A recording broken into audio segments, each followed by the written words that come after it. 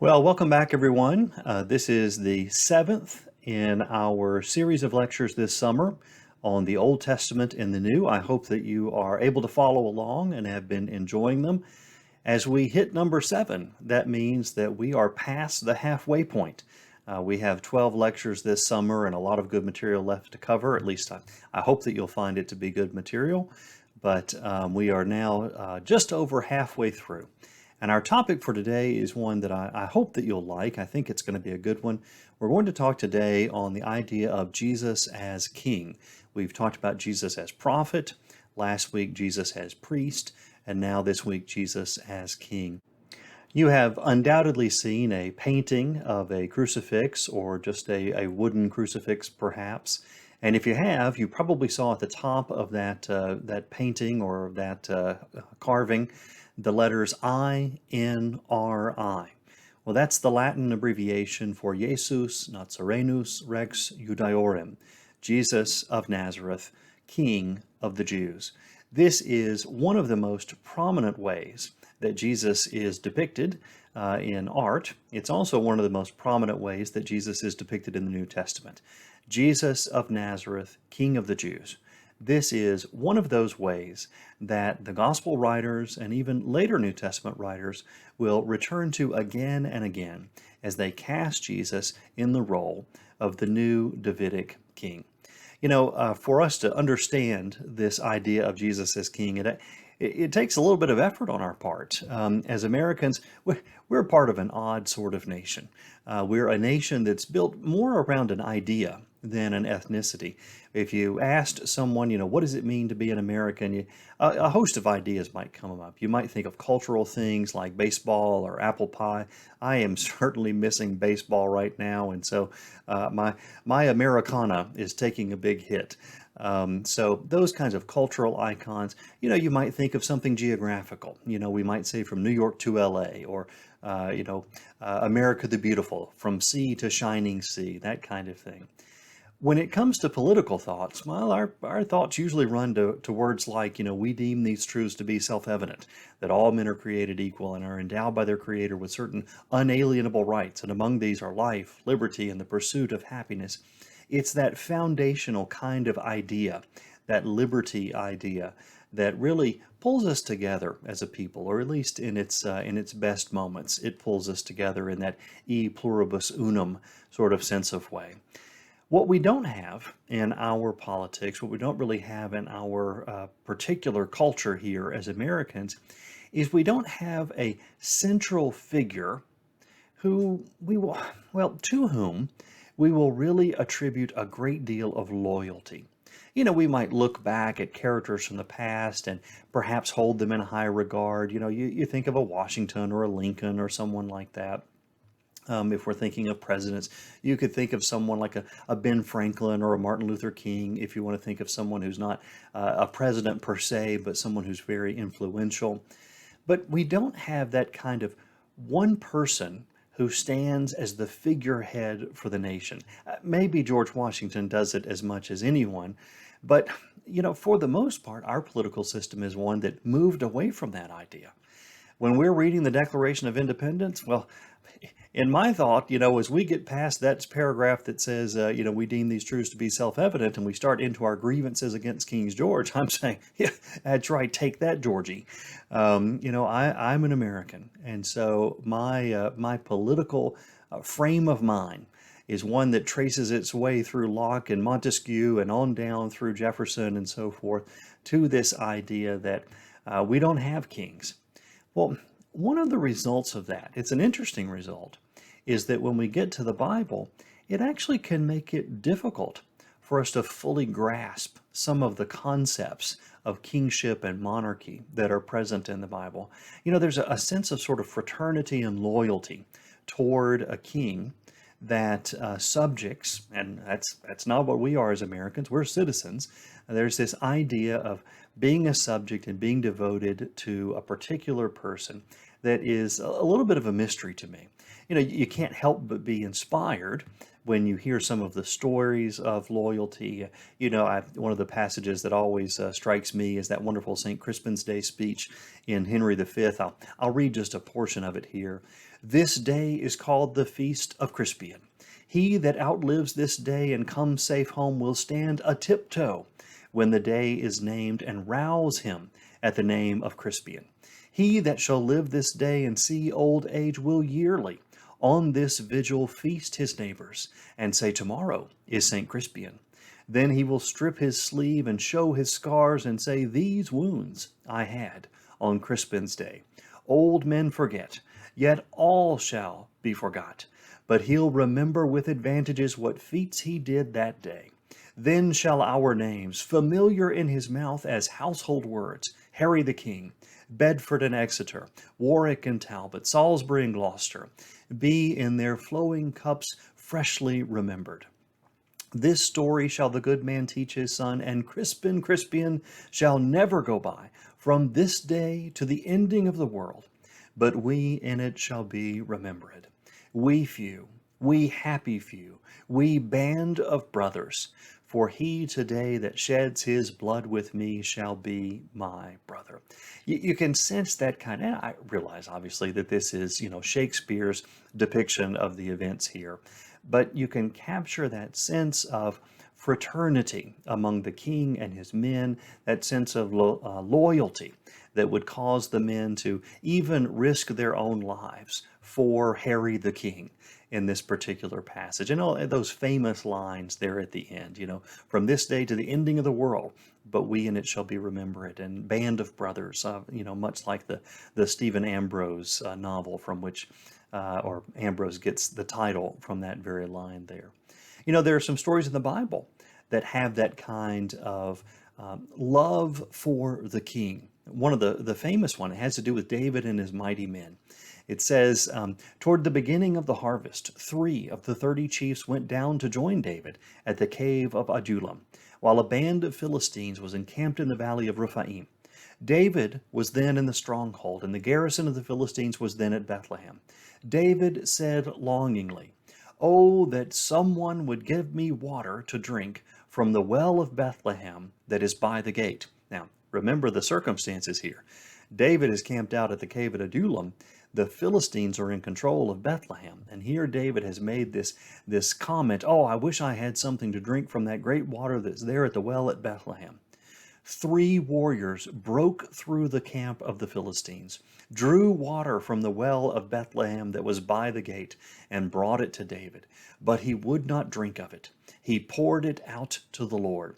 For he said, the Lord forbid that I should do this. Can I drink the blood of the men who went at the risk of their lives? Therefore he would not drink it.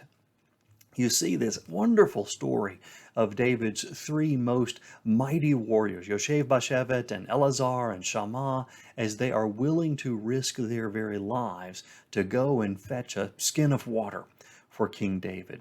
This is the kind of loyalty toward a monarch that it's sometimes hard for us to get our heads around as people from this English, well, eventually American form of government.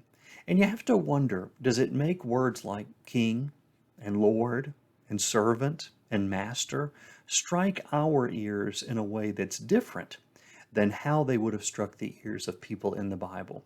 We are a long way away, both in geography and chronology, from the biblical period. And if we want to truly understand things in the Bible, it's going to take some effort on our part. We have to get back into the shoes of the people who were walking those lands so long ago if we want to truly understand these ideas. What did it mean for an ancient Israelite when they thought of their king, when they thought of King David? Well, you can't talk about kingship in the Bible without thinking about David. Much of the Hebrew Bible points its way towards David, and then much of it looks back toward David once he has passed off of the scene. The setting is this. The judges were the first form of leadership that the nation of Israel had. In truth, we don't have to think just of the book of Judges, but characters like Abraham and Isaac and Jacob and Moses, they were all essentially judges. They were these charismatic, patriarch-type characters who led the nation. Eventually, this culminates in Joshua, who's going to lead the people into the land, and then the actual judges by name who will guide the people as they establish their first form of government in the land. The only problem is the judges, they're just a disaster. They prove to be terribly ineffective as leaders. They're just not strong enough for the nation. On the one hand, they're not strong enough to really protect the nation from foreign powers that would try to invade them. They're constantly wrestling with the Philistines during this period, but not just the Philistines. The Moabites, the Midianites, you name it, they're all coming in and wreaking havoc on Israel. Well, it's not just that they're not strong enough to protect the nation militarily, they're also not strong enough to cast a vision for the nation morally. When you watch the book of Judges, you see a group of people that are just spiraling downward, especially spiraling downward in a moral and an ethical sense. By the time you get to those last few chapters of the book, it's just terrible. The different things that you see happening in the country and the sense of just amorality. That's the way the Bible puts it, doesn't it? It says, now in those days there was no king in Israel. And then it shows what happens. Everyone did what was right in his own eyes. Well, when the nation decides to go for a king, Saul is the person that they go for. They choose Saul. He would seem to be the perfect candidate. He's from a small tribe, not a real threat to anyone, but he's a person from a great and important family, the family of Kish. And not just that, but he stands head and shoulders taller than his countrymen. He's the kind of guy who can look the Philistines right in the eye. Saul proves to be a disaster as a king. He doesn't do anything right. And God bless him. I realize that Saul's story is told by David, or he's told by the supporters of David. So Saul was probably not quite as bad as he comes across in the biblical text. And the truth is, I have a little bit of a soft spot in my heart for Saul. But in terms of unifying the nation and doing what a king is supposed to do, Saul proves to be ineffective. The person who follows Saul, David, will be just the opposite. David starts off with a host of disadvantages. He's from a tribe that intimidates all the others, and that's not a good thing when they're trying to put together a nation. He's from a no-name family. He's not part of the royal line, and yet David proves to be a wonderful military and political and indeed even religious leader for the nation. Now, I realize David's closets have closets full of skeletons. He has tons of issues that are in the background, but the Bible records those things for us. It tells us what his flaws were. It puts it right out there in the open, which is really quite odd for an ancient work like this. It also stipulates, though, that in a couple of areas, David never wavered. He never wavered in his worship of the one true God, the God of Israel. And he always proved to be a good and solid leader for the nation. So David, he's treated as the ideal king in the Bible. Well, the key idea in the Davidic monarchy was the idea of what we would call promise or covenant. It's the notion that God made an agreement, a promise, a commitment to David and his family. And that commitment was that there would always be a Davidic descendant on the throne. If you were to look at 2 Samuel chapter 7, you find a passage where David has finally consolidated his empire, and now he's sitting in his palace made of cedar, and he looks out on the tabernacle where the tent is, where the Ark of the Covenant is, and says, how can this be? I live in a palace of cedar, but over there's God living in a tent. This isn't right. And so he goes to Natan the prophet and he says, I want to build a house for God. Well, Natan is sort of an advisor to the king, and he says, King, do whatever you want. That night, though, Natan receives a dream. And that dream from God tells him, look, this is what you need to tell David. David, you don't build houses for me. I build houses for you. You're not my patron. I'm your patron. I am the one who is the senior partner in this relationship, and don't you forget it. But now after he's barked at David, then he's going to say this, in return for your devotion, here's what I'm going to do for you. When your days are fulfilled, this is 2 Samuel chapter 7, verse 12. When your days are fulfilled and you lie down with your ancestors, I will raise up your offspring after you, who shall come forth from your body, and I will establish your kingdom. You go just a few verses later, it says, your house and your kingdom shall be made sure forever before me. Your throne shall be established forever. You hear that heavy emphasis on the idea that the Davidic kingdom will be an eternal kingdom. It will last forever. First Chronicles, or First and Second Chronicles, they're sort of a repeat and reinterpretation of the events of First Samuel and part of First Kings. And in those chapters, this is the way David's prayer is expressed there. It says, and now, O Lord, as for the word that you've spoken concerning your servant and concerning his house, let it be established forever, and do as you have promised. Thus your name will be established and magnified forever, in the saying, the Lord of hosts, the God of Israel, is Israel's God, and the house of your servant David will be established in your presence. You hear that line, forever, that it can continue forever, that you'll be blessed forever. That forever notion, it's all through the Hebrew Bible when it comes to the notion of David's monarchy. 2 Samuel 23, this is the last words of David, this song that he sang. Is not my house like this with God? For he has made with me an everlasting covenant. Ordered in all things and secure, will he not cause me to prosper all my help and my desire? You heard that line there, an everlasting covenant. Even in the blessing of Jacob back in Genesis 49, it speaks of Judah and says, the scepter shall not depart from Judah, nor the ruler's staff from between his feet. So here there is this notion that the covenant that God had made with David would be an eternal covenant. There would always be a descendant of David sitting on the throne. Now, if David's descendants were to disobey, and that certainly would happen, they could be punished. And we'll see that, for example, in the fact that Solomon he'll go too far with some of the things that he does, and he'll end up losing part of the nation of Israel. Although they could be punished in ways like this, there would never cease to be a Davidic king sitting on that Davidic throne. Well, if kingship in the Hebrew Bible begins with David and thinks of David as that culmination of the ideal king, the idea of what it means to be that ideal king, even granting all of the issues that David had. Well, it's not going to take long, though, for us to see that there's a transformation that will take place in the monarchy. For one thing, there's going to be a decline in the monarchy. Solomon, I mentioned just a moment ago, Solomon proves to be too tyrannical in the way that he rules. We could spend a whole semester talking about how this happens, but the idea is that Solomon's far more powerful than his father David is. But the way that he achieves that power is by centralizing the authority of the king in Jerusalem. He ends up, levying very heavy taxes that go all over the country, and then he spends most of the money there in his part of the country, there in the south, in Jerusalem.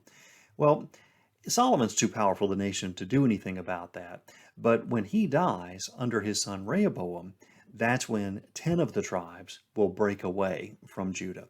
So now, after Solomon, instead of having the 12 tribes of Israel, there'll be two nations, one with 10 tribes, one with just 2 tribes.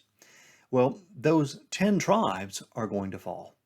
The time when David and Solomon were able to make their sort of mini empire there in the land between the Jordan and the sea, well, it was a time when both Egypt and Mesopotamia were in decline. That wasn't going to last forever.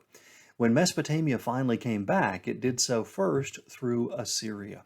The Neo-Assyrian Empire came through, and in a series of attacks, they assaulted the north of the country. And in 722, the north fell. When it fell, the Assyrians just scattered the Israelites to the four winds. There are these little pockets of places where they lodged them throughout the Assyrian Empire there. And this is where you get that language of the lost tribes of Israel. It's the idea that those tribes, they're now gone, and they've never come back. You see authors in the Bible that long for the day when they will, but that day doesn't come during the time of the Hebrew Bible. Well, so now we're left with just the south, essentially just with Judah as the only remaining part of that Judean monarchy, that Israelite monarchy that David once had. It's only going to be about another century, though, before the south falls too. Hezekiah was a terrific king. Unfortunately, his son Manasseh and his grandson Ammon, they're terrible kings.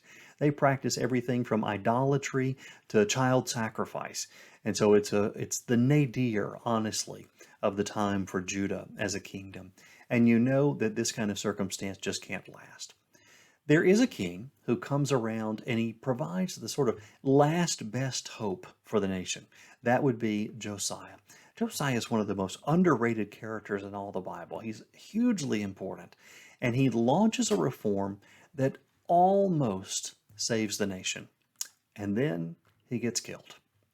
He goes out to stop an army from Egypt that's passing through his country, and he ends up getting struck by an arrow and killed. He dies only at age 40.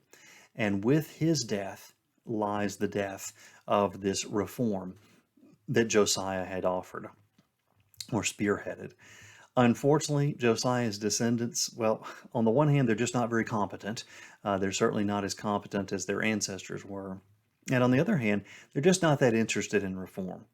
The result of this is it will only be just a few years, and the southern kingdom is going to fall too. This is the way that 2 Kings narrates the fall of the Judean kingdom here. It says in 2 Kings 25, in the 9th year of his reign, in the 10th month, on the 10th day of the month, King Nebuchadnezzar of Babylon came with all of his army against Jerusalem and laid siege to it. They built siege works against it all around, so the city was besieged until the 11th year of King Zedekiah. Zedekiah is going to be this final king before the fall of Jerusalem. On the 9th day of the 4th month, the famine was so severe in the city that there was no food for the people of the land. Then a breach was made in the city wall. The king with all his soldiers fled by night. That's King Zedekiah. Fled by night by the way of the gate between the two walls by the king's garden, though the Chaldeans were all around the city. They went in the direction of the Arava. In other words, what they did was they went down toward the Dead Sea, hoping they could disappear in the hills that were there. But the army of the Chaldeans pursued the king and overtook him in the plains of Jericho. All his army was scattered, deserting him. They captured the king and brought him up to the king of Babylon at Riblah, who passed sentence on him. Listen to this final verse of Zedekiah's monarchy. They slaughtered the sons of Zedekiah before his eyes, then put out the eyes of Zedekiah. They bound him in fetters and took him to Babylon. The last thing on earth that Zedekiah saw was the murder of his own sons. And then they put his own eyes out and they carried him back to Babylon, where they kept him as a prisoner. This is the way that the Judean monarchy comes to an end. Zedekiah would never return from Babylon. When the Persians defeat the Neo-Babylonian Empire just about 70 years later or so, they send the Jews back. But there's only mention of one king, one minor king, Zerubbabel, and that's it. From this point forth, the monarchy appears to have gone.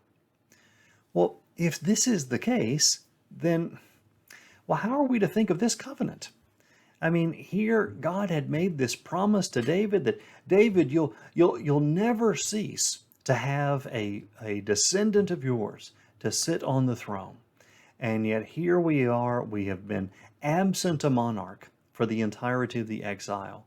We get one little king, Zerubbabel, when we come back from the exile, and then the monarchy itself appears to just drift off and disappear. Well, what we're going to witness is a transformation in the way that Israel began to think about the monarchy. You see, there are all of these passages in the Bible that refer to the monarch. Well, once you don't have a monarchy, what's the point of really having those passages? You might as well just remove those from the Bible. But they don't remove those from the Bible. Those royal passages, those Passages like the Royal Psalms, those passages in the Psalter that sung the praises of the king, well, those get transformed. They become songs that you sing not so much in honor of the present king, because you don't have one, but in anticipation of a king who is to come.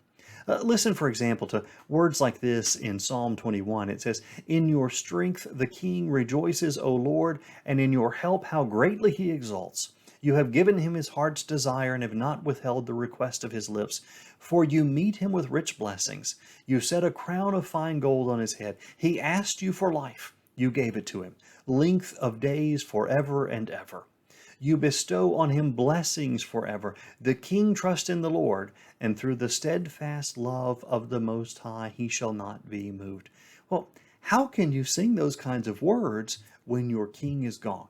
Length of days forever and ever. You bestow on him blessings forever. Through the steadfast love of the Most High he shall not be moved. You continue to sing those words because you're no longer looking at the king that you have right now. You're looking forward to the king you believe God will send in the future. That's why you can continue to sing Psalm 72.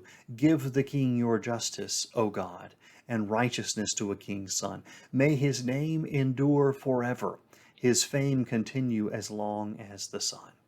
And we see from these latter days of the monarchy, and even after the monarchy, these prophetic words as they talk about how David will be restored to the throne. Not David himself, but someone who comes in the spirit of David. I'll read a number of these because I think they're so important to catch. Jeremiah 30. "On that day, says the Lord of hosts, I will break the yoke from off his neck, and I will burst his bonds, and strangers shall no more make a servant of him." See, what he's talking about there is Israel now, Judah now, is under the yoke of a foreign oppressor. God declares, "I'm going to break that yoke." And notice the next line. "But they shall serve the Lord their God and David their king, whom I will raise up for them." When this passage is written, it's at least 400 years after the time of David. And yet, how are they describing what will happen with the monarchy? They will serve the Lord their God and David their king, whom I will raise up for them. There's no idea in the Bible of reincarnation. That's not what this is. Someone's going to come back in the spirit of David.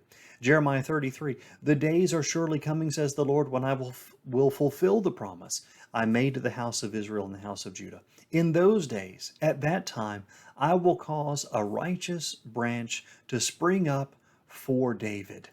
It says a little bit longer, a little bit later in the passage, "Thus says the Lord, only if I had not established my covenant with day and night and the ordinances of heaven and earth, would I reject the offspring of Jacob and of my servant David, and not choose any of his descendants as rulers over the offspring of Abraham, Isaac, and Jacob. I will restore their fortunes. I will have mercy upon them." In other words, what God is saying here is, I have sworn an oath, and I cannot break it. I will raise up someone for David. Amos chapter 9, verse 11. "On that day I will raise up the booth of David that is fallen, and repair its breaches, and raise up its ruins, and rebuild it as in the days of old." Hosea 3. "Afterward the Israelites shall return and seek the Lord their God, and David their king." Ezekiel 34. "I will set up over them one shepherd, my servant David. He shall feed them. He shall feed them and be their shepherd. I, the Lord, will be their God, and my servant David shall be prince among them. I, the Lord, have spoken." And then just one more, Ezekiel 37. "My servant David shall be king over them, and they shall have one shepherd. They shall follow all my ordinances and be careful to observe my statutes." So you get the idea here that the Davidic monarchy seems to have passed off of the scene. The hope for the restoration of that monarchy has not passed off the scene, however. There's an interesting passage, Psalm 89, that really takes this in a different direction. Rather than just being an expression of hope, it turns this idea into one of lament. Here's the way Psalm 89 starts. It says, I will sing of your steadfast love, O Lord, forever. With my mouth I will proclaim your faithfulness to all generations. I declare that your steadfast love is established forever. Your faithfulness is as firm as the heavens. Now, if you read this psalm carefully, the psalmist is setting God up. He's praising God for his faithfulness, his steadfastness, his fidelity. God is the kind of God who doesn't change. He always keeps his commitments. And, well, one of those commitments, verse 3, you said, I have made a covenant with my chosen one. I have sworn to my servant David, I will establish your descendants forever and build your throne for all generations. So now, God, you're a God who's faithful, you're steadfast, you keep your promises. One of those promises, you're going to keep David on the throne. My hand shall always remain with him, my arm shall always strengthen him. Except, we come down to verse 34, you have these lines, you said, God, I will not violate my covenant or alter the word that went forth from my lips. Once and for all I have sworn by my holiness, I will not lie to David. His line shall continue forever. His throne endure before me like the sun. And then verse 38, but now, O Lord, you have spurned and rejected him. You are full of wrath against your anointed. You've renounced the covenant with your servant. You have defiled his crown in the dust.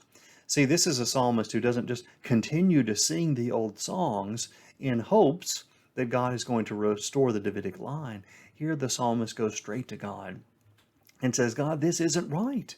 You are a God who's steadfast. You're a God who's faithful.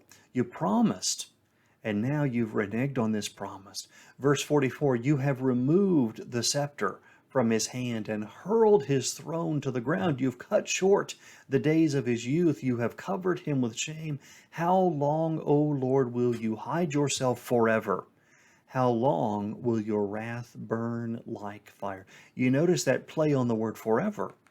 God, you promised that you would have a king there forever. But now, how long will you hide yourself forever? Here the psalmist is turning these words back on God and saying, God, it's time for you to act. It's time for you to intervene once more and restore the Davidic king the way that you said you would. Well, if you are a fellow traveler in the faith with me, then you believe that God did finally respond to that psalmist's plea. You believe that God did finally raise up that new king in the line of David. We know who that new king is. That new king is Jesus himself. Jesus is depicted in the New Testament as the fulfillment of that longing for this new Davidic king. If you were to look in the Gospel of Matthew, you know this almost from the very first verses of it, because there in Matthew chapter 2 in the infancy narratives, what do we have? We have, in the time of King Herod, after Jesus was born in Bethlehem of Judea, wise men from the east came to Jerusalem asking, where is the child who has been born King of the Jews? For we observed his star at its rising and have come to pay him homage. You know, that passage that we read from Psalm 72 where it says, give the king your justice, O God. May he judge your people with righteousness, your poor with justice. And it has verse after verse of praise for the king. Well, that same passage also says, may the kings of Tarshish and of the isles render him tribute. May the kings of Sheba and Seba bring gifts. May all kings fall down before him, all nations give him service. Long may he live. May gold of Sheba be given to him. May prayer be made for him continually and blessings invoked for him all day long. This is a passage that is meant to display the fulfillment of the hopes of Psalm 72. At first, Psalm 72 was just praise for the present king. Once that king was gone, it became a cry of hope that one day God would send that future Davidic king. When the Magi come, they are walking in the footsteps of this psalm. They are taking their gifts and laying them at the foot of Jesus in the same way that this psalm said that the nations would come and they would lay their gifts at the feet of the Davidic king. That's what the Magi are there to do. If you turn over to the other gospel that has the birth story of Jesus, the Gospel of Luke, you remember the story of the Annunciation. This is where Gabriel comes and tells Mary that she's going to have a child. This is what the text says in Luke 1:31. Now you will conceive in your womb and bear a son, and you will name him Jesus. He will be great and will be called Son of the Most High, and the Lord God will give to him the throne of his ancestor David. He will reign over the house of Jacob forever, and of his kingdom there will be no end. All of those passages from the prophets that I read to you, where they anticipate the time when someone would come and take up the throne of David, well, here it is. This is the angel Gabriel saying to Mary, this is what's going to happen. And do you hear in these verses those echoes of Isaiah chapter 9? You know, originally Isaiah 9 is just referring to Hezekiah. It's referring to him in extravagant language, to be sure, but when it says a child has been born to us, a son given to us, authority rests upon his shoulders, he is named Wonderful Counselor, Mighty God, Everlasting Father, Prince of Peace. His authority shall grow continually, and there shall be endless peace for the throne of David and his kingdom. He will establish and uphold it with justice and with righteousness from this time forward and forevermore. You can hear the echoes of those words in the words of Gabriel to Mary. The throne of David, a child has been born, a son given. This is the idea. Jesus has come, and he is taking up the mantle of the Davidic throne. If you look at the first chapter of John, when Nathanael sees Jesus for the first time, he cries out, Rabbi, you are the Son of God, you are the King of Israel. We see these same kinds of messages when we get out of the Gospels and into later parts of the New Testament. For example, if you look at the sermons in the book of Acts, they are at pains to argue that not only is David the fulfillment of this new Davidic king, is not only is he the new and rightful person to sit upon this Davidic throne, but he is the one that David himself would look forward to. This is the way Peter puts it in Acts chapter 2. David says concerning him, in other words, concerning the Messiah, I saw the Lord always before me, for he is at my right hand, so that I will not be shaken. Therefore my heart was glad, and my tongue rejoiced. Moreover, my flesh will live in hope. For you will not abandon my soul to Hades, or let your Holy One experience corruption. You have made known to me the ways of my life. You will make me full of gladness with your presence. Now, the passage that he's quoting there is from Psalm chapter 8, or Psalm chapter 16, is verses 8 through 11. And you notice that particular line where he said, you won't let your Holy One experience corruption. Well, I mean, this is a sort of nice biblical way of saying you're not going to let your Holy One rot in the grave, decompose in the grave. Well, verse 29, notice what Peter says. Fellow Israelites, I may say to you confidently of our ancestor David that he both died and was buried, and his tomb is with us to this day. Since he was a prophet, he knew that God had sworn with an oath to him that he would put one of his descendants on the throne. Foreseeing this, David spoke of the resurrection of the Messiah, saying he was not abandoned to Hades, nor did his flesh experience corruption. This Jesus God raised up, and of that all of us are witnesses. Being therefore exalted at the right hand of God, and having received from the Father the promise of the Holy Spirit, he has poured out this, that you both see and hear. For David did not ascend into the heavens, but he says himself, the Lord said to my Lord, sit at my right hand until I make your enemies my footstool.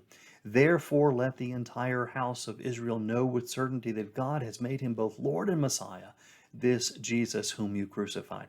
He's saying, you said, David, of the Messiah, that this Holy One would not experience corruption. He would not decompose in the grave. Well, David died. He was buried. His grave is right over here.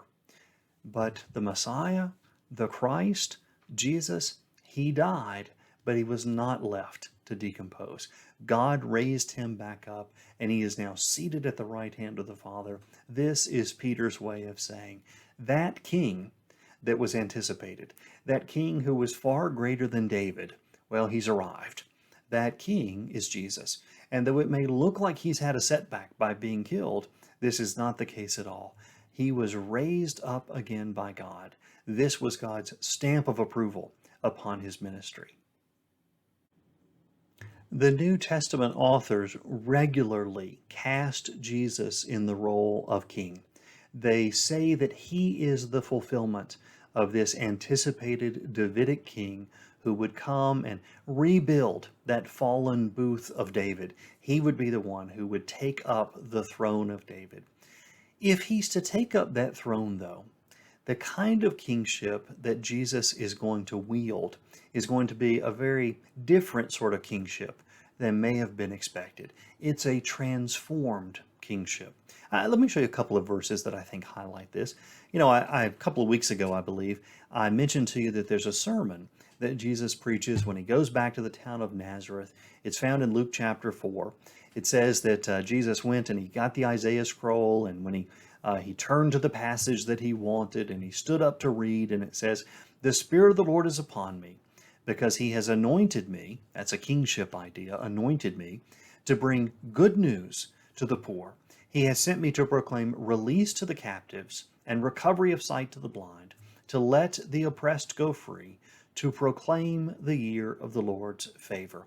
It's fascinating to look back at Isaiah chapter 61, this passage that Jesus is reading. The very next phrase, the phrase that Jesus did not read, is the phrase, "and the day of vengeance of our God." Here Jesus has stopped short of that phrase. He says, the message that I am coming to bring is a message of liberation. It's a message that is good news. Isn't that what the angels said when they were announcing the birth of Jesus? You know, "Behold, I bring you good tidings of great joy for all people, on whom his favor rests." It's the idea that God is now proclaiming in the person of Jesus the favor of the Lord. Vengeance is for another day. Jesus' kingship here at the beginning is to be a kingship that is embodying good news for the people. You notice, for example, how when Jesus enters into Jerusalem, that he does so deliberately, following in the footsteps that the prophets had laid out. In the book of Zechariah, it talks about how the king is going to enter into the city. It says that when Jesus enters in on the donkey, this took place, Matthew chapter 21, verse 4, this took place to fulfill what had been spoken through the prophet, saying, "Tell the daughter of Zion, look, your king is coming to you, humble, and mounted on a donkey, and on a colt, the foal of a donkey." Here, when Jesus enters into the town, he doesn't come with an army at his side. He comes humbly, riding on a young colt, a young donkey here, fulfilling the words of this prophecy, deliberately riding literally the words of Scripture as he rides in on a donkey as a humble servant rather than a conquering king. I mean, isn't this the same idea that we find in Jesus' conversation with Pilate in John 18? In John 18, verse 33, it says, Pilate entered the headquarters again. He summoned Jesus and he asked him, "Are you the king of the Jews?" Jesus answered him, "Do you ask this on your own, or did others tell you about me?" Pilate replied, "I'm not a Jew, am I? Your own nation and the chief priest have handed you over to me. What have you done?" Jesus answered, catch these words, "My kingdom is not from this world. If my kingdom were from this world, my followers would be fighting to keep me from being handed over to the Jews. But as it is, my kingdom is not from here." And, you know, in this little passage here, when it says the Jews, what it really means in this passage is the Judeans. The word for a Jew and a Judean were the same word. Jesus isn't experiencing difficulty with all of the Jews, only with his particular cabal of people from Judah. So it's very important when you're reading John's Gospel to keep that in mind. This is Jesus' way of saying, though, in a larger sense, my kingdom is not of this world. I am here with a different kind of kingdom. The kingdom now is invisible. I mean, isn't that what Luke says? You know, when people ask for a sign, Jesus says, people don't look at the kingdom and say, oh, here it is, or there it is. It's not coming with things that can be observed. The kingdom is among you. Well, what does he mean when he says the kingdom is among you? He means I am among you, and I am bringing the kingdom with me. So live out those kingdom values that I have for you. In the here and now, what we are supposed to do as servants of our King, Jesus, is to live out the values of his kingdom. He wants us to take care of the poor. He wants us to cure the sick. This is our task in the present day. That what our King, our monarch, our highness wants us to do is to act as his subjects, to act as his servants, to acknowledge his leadership, and to acknowledge his rulership. Leadership is too gentle of a term. To acknowledge his rulership and then live out his values in the here and now. Now, we are in the here and now right now. We are in this place where we're in that terrible dilemma between the now and the not yet. We have tasted of the good gift that God has given us, but we haven't experienced the full thing. What's interesting is that the book that is the most forward-looking in the Bible, the book of Revelation, is also the book that is the most explicit when it comes to the kingship of Jesus. There are two passages in particular where Jesus is called, well, I'll just read them for you. They will make war on the Lamb, and the Lamb will conquer them. For he is the Lord of lords and the King of kings, and those with him are called and chosen and faithful. That's Revelation 17:14. And then Revelation 19:16. On his robe and on his thigh he has a name inscribed, King of kings and Lord of lords. This passage, this particular book of the Bible, Revelation, with all of its obscurities and oddities, it is a book that looks forward to the day when God will finally make all things right. Jesus is right now seated in the heavens at the right hand of the Father. He is a spiritual king, and he calls on us, his spiritual subjects, to follow in his footsteps, to live out the values that he would have his subjects live out.